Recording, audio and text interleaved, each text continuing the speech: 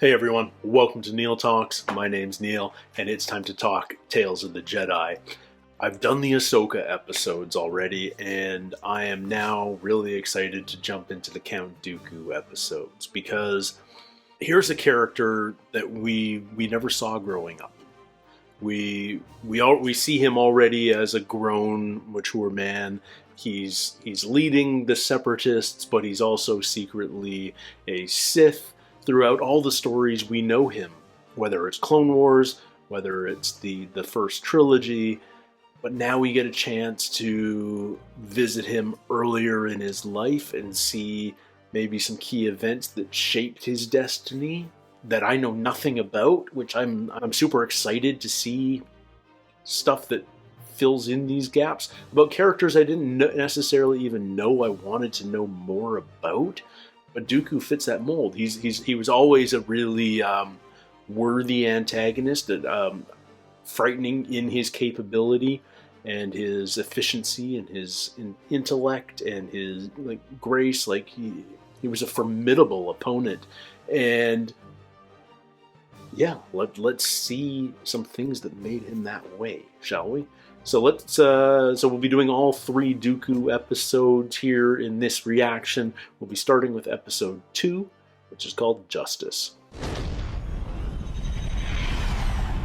That's great looking animation.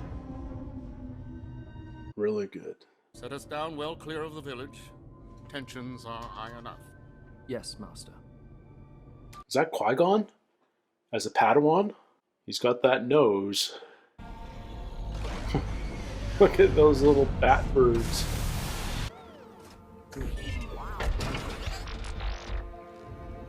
Another farming community. If I didn't know better, this would be like the same place that Ahsoka was hiding out. But no, we got more like a Tudor look here. Excuse me. Sorry to trouble you.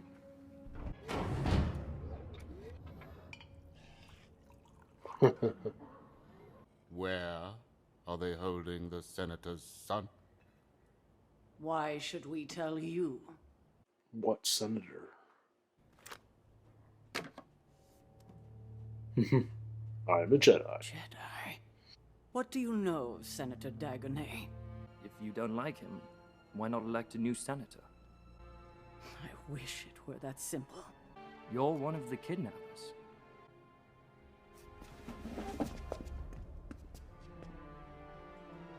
They all are. They all are. Your ordeal will soon be over. It's not much of an ordeal. Not compared to how these people are living. Make him the How could senator. my father allow this to happen to his people? He's here. And he's brought soldiers. Look at these outfits. Well, one of the villagers ratted them out. She is hungry. Many would do the same. They don't blame them. I demand his release. Guards!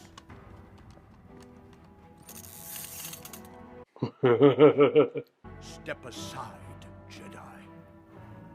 We cannot. You serve the Senate. No. No. We serve the people of this republic. Aim!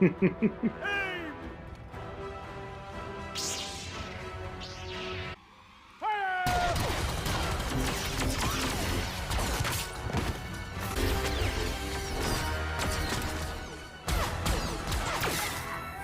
Well, everyone's going to be wiped out.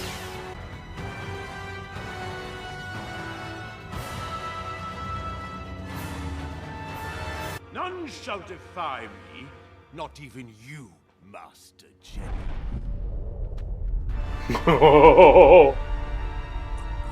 He can force choke. Master! Nope. Stay out of this one, Qui-Gon.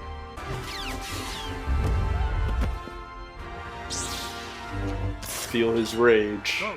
Save your father. Corruption like yours must be eradicated. Stop! Master, It's over.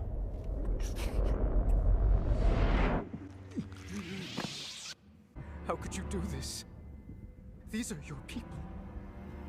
I will not allow your suffering to continue. I promise. How does he intend to do that? Hey, Two-Ton. I wonder if any meaningful change will come of this. Is that why you took action into your own hands? You're a much wiser man than I, Qui-Gon Jinn. Thanks to your teachings. All right. Filoni wrote that one too. Next one up, episode 3, Choices. You've been studying that tablet for a long time. Are the answers you need over Master Katri's death in that file? No. Master Katri died from an ambush. My instincts tell me it is not that simple, but something more should be done. Since we are not members of the Council, we cannot involve ourselves in local political skirmishes. Your devotion to rules is sometimes inspiring and sometimes maddening. We are here to see Senator Larrick. We are saddened by what happened to Master Katri. She was well respected and will be missed. Being the Jedi that she was, she refused to let me out of her sight. And she paid for it with her life. Suspicious. We responded to the Senator's distress signal. By the time we arrived, it was too late to save Master Katri. It's obvious that he's hiding something. Would you want Katri to leave without finding out what happened to you? I would want her to follow protocol. Rules, rules, rules. Awesome looking shit.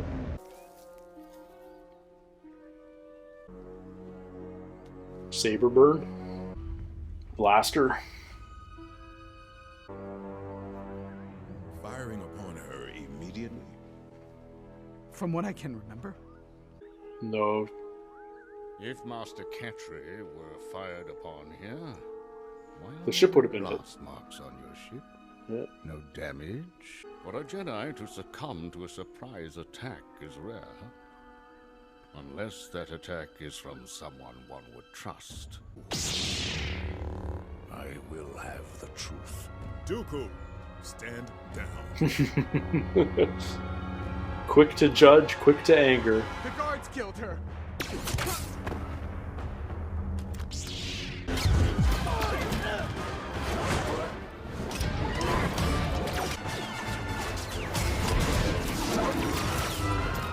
Gotta bring in some droids just so we can get some killing done here.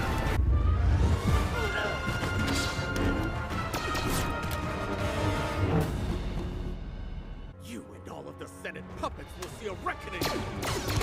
No! He was selling off our planet, piece by piece. So you lured Larrick. The two colored eyes. I wonder However, why they made that choice. Killed Katri. Why did you let the Senator live? Because we were going to force him to put forth our own agenda. Katri was a keeper of the peace. Jedi claim peace, but mostly keep law and order for the rich and powerful. No. Dooku realizes there's some truth to that. Your ideology, while faulty, does have its points. I'm surprised to hear that from a Jedi. You had every right to protect your planet.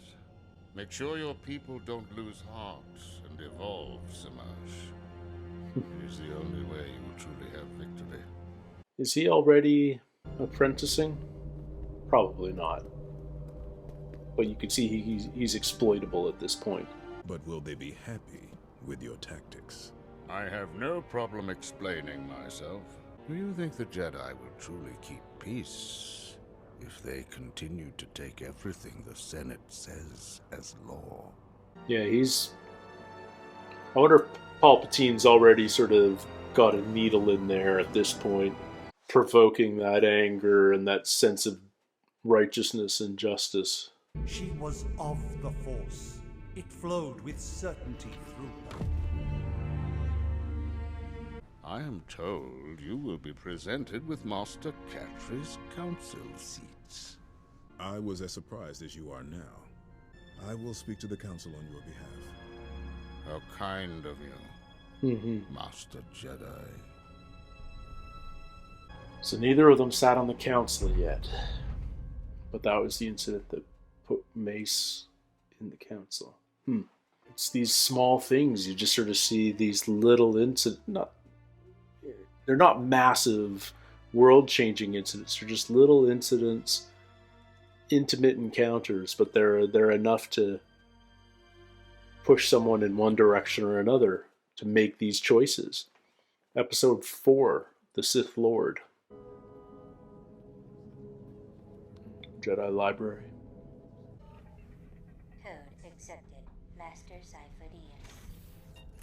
Oh. Planet Camino. Location deleted. He's Sifo-Dyas. Archive data. Did we know that? I think we did. Deleted. But there we go. Camino is deleted from Jedi records. Completely. So he's been working with Palpatine for a while at this point. What's causing all the excitement? Your apprentice? It would seem he has encountered a Sith Lord. Tatooine? Qui-Gon Jinn always had such an active imagination. A quality valued less and less in these great halls. I gather the council was... So is this right after Phantom Menace? No, they were not. I've been warning them about the coming darkness for years. Because we did encounter Maul there. But the wisdom of the council is to be cautious until we know more. I will not be there to protect you, my old Padawan. Obi-Wan fills that role now. He acquits himself quite well. Are you all right? They grow up so fast.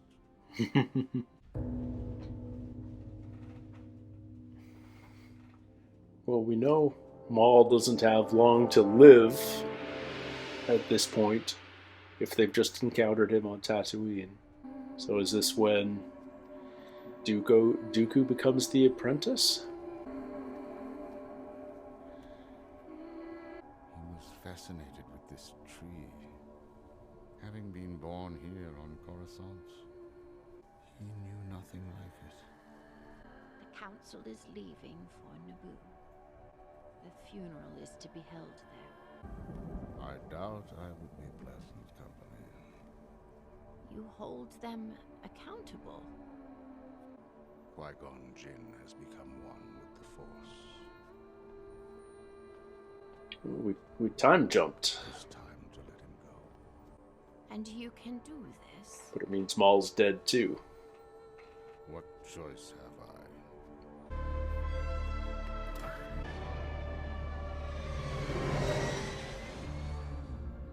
Who was that other ship? Oh, it's Yaddle. Don't be too obvious there, Yaddle. Are there derelict parts of Coruscant like this? I guess there could be, I just never thought of it. It's a cool design choice. Qui-Gon Jinn, you allowed Maul to kill him. You lost an apprentice, and so did I. All in service of our greater goals. You question my loyalty? Always. And I will ask more of you, if we are to succeed. How many have died because of my actions? Such is the price of freedom. No. Uh-oh. This ends here. No, I think Yaddle's about to die. Whatever your crimes are, help me now. Whatever lies he's told you. I'm afraid it is too late.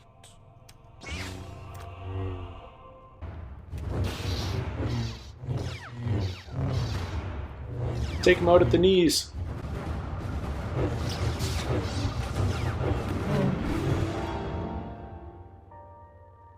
She's right behind you.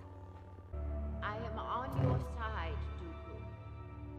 I stepped down from my position on the council. You were right about so many things. Qui-Gon did not have to die.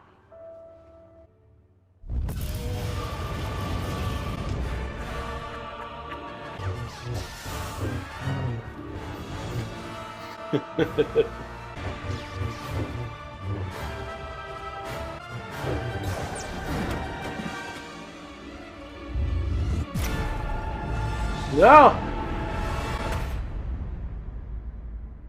Brutal way to go. But ambiguous enough that we don't know for sure. You have done well, my apprentice. Symbolically closing the door on that path as well. Yeah.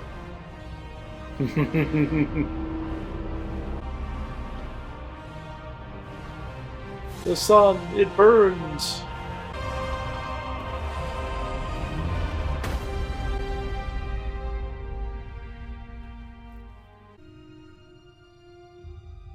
I want only to bring peace and order to the galaxy. What you call order? Then let me give you peace.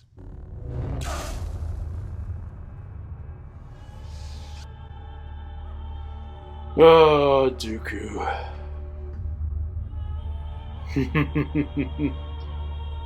Frickin' Palpatine.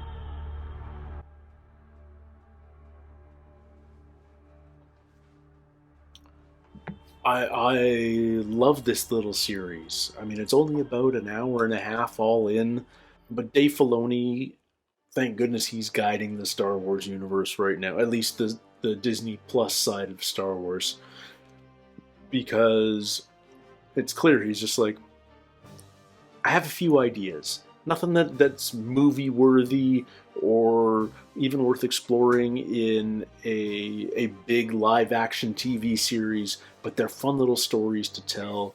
He got his start in Star Wars in the Clone Wars animated series. Why not revisit that for these cool short stories that sort of fill in the gaps, give us another perspective on events that we're already familiar with, and why not do that by exploring the background of two characters that animation fans know a ton about, but live action fans don't know quite as much. I love this Dooku stuff. So cool seeing the similarities with Anakin.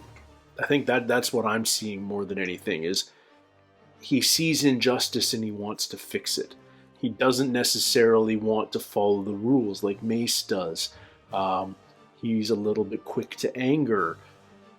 These are all things that we're familiar with if we know Anakin's story, and it's reflected here, and it makes total sense that he too was someone that Palpatine was able to turn. Yeah, Dooku saw the injustice of the Jedi Council serving the Senate, not serving the people. That he saw that the Senate was corrupt, and he couldn't be a Jedi anymore. And this is how this helps spell out that path. Really, really cool. I didn't know he killed Yaddle. I never thought of how... I didn't know that this was the moment. I mean, it makes sense. No, you know what? Logically, it all makes sense. The last episode that we watched, that this is the moment when Maul dies, he becomes Darth Sidious's apprentice. There can only be two, so this is the time it happened. But it's odd thinking that the event that causes his ascension to apprentice is the death of his apprentice, Qui-Gon.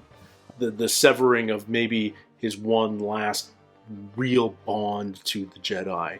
Maybe he was disillusioned with everyone else. We saw in the previous episode how he felt betrayed by Windu when Windu won the gained the seat on the council after their mission to solve the mystery of the murder of the other Jedi. So yeah, you can feel he's becoming disillusioned with the Jedi Order all through, but he still has a loyalty to his Padawan, to Qui-Gon, and then Qui-Gon dies at the hands of Maul, and then obviously Obi-Wan kills Maul. These are the sacrifices we have to pay for the greater good, says Sidious. And at that point, we've already learned that Dooku was responsible for placing the order for the clones in the first place. We know that he's the one that wiped the records of Kamino from the Jedi database. I'm honestly not sure that we knew that or not before. Did we know that? Is it new knowledge that Sifo Dyas is Dooku, or is that something that I've been told in the past and I've forgotten that nugget? Let me know in the comments. I'm sure you guys are all over it already. But yeah, it's an obvious path. It's a clear path, and the irony, I mean, a lot like Anakin's, is it seems quite reasonable right up until the end. They were both given an out. Yaddle was giving Dooku an out. It's like, whatever you've done, we can walk it back. I understand your frustration with the Jedi Council, but we can do more good. Come with me. And just like Anakin was given a similar opportunity with Obi-Wan, and Anakin refused to back down to Obi-Wan, Dooku decided to refuse to concede to Yaddle and instead killed her. I mean, there's a lot of parallels here, and it just sort of makes sense. We know how Palpatine, we know how Sidious operates, how he's so good at stirring up these emotions in his targets, getting them frustrated, getting them angry, getting them riled up and pointed towards his enemies. Notice Sidious didn't fight at all in that battle. He had Dooku do all of the fighting for him, because that's where his power lies, in getting other people to do things for him. He's just this massive puppet master. Really cool to see. I had so much fun with this, and I hope that this is well enough received and successful enough that we see more of these in the future. Wouldn't it be so cool to get backstory from other beloved characters, or more of these characters if that's so inclined? But like, by all means, Dave Filoni, write a bunch of 15-minute episodes about whoever you want, turn them over to the animation team, and let's enjoy the results, because this was a blast. I had so much fun this evening just binging 6 episodes of a brand new show. How cool is that I can do that? And how cool is it that you guys can hang out and tell me all the things I got wrong in the comments? I appreciate that. I'm learning. I'm trying to retain as much as I can, but I am by no means a hardcore Star Wars nerd. I'm heading there, but I'll never be an Eric of Blind Wave level master. But man, do I have fun in this universe. It's a blast to explore, and I'm crossing my fingers for more stuff like this. How cool would that be? In the meantime, I hope you're also checking out my Andor reactions. I'm psyched for Mandalorian next year. Next year we're going to get Ahsoka Tano as well, and I'm hoping we get the 2nd season of Andor late next year too. So there's a lot of Star Wars content in the pipeline, guys. That makes me happy. You may be able to tell, but from my toys in the background, I love this world, and yeah, thanks for hanging out in it for a little bit. Until next time, take care, stay healthy, we'll see you soon. Cheers.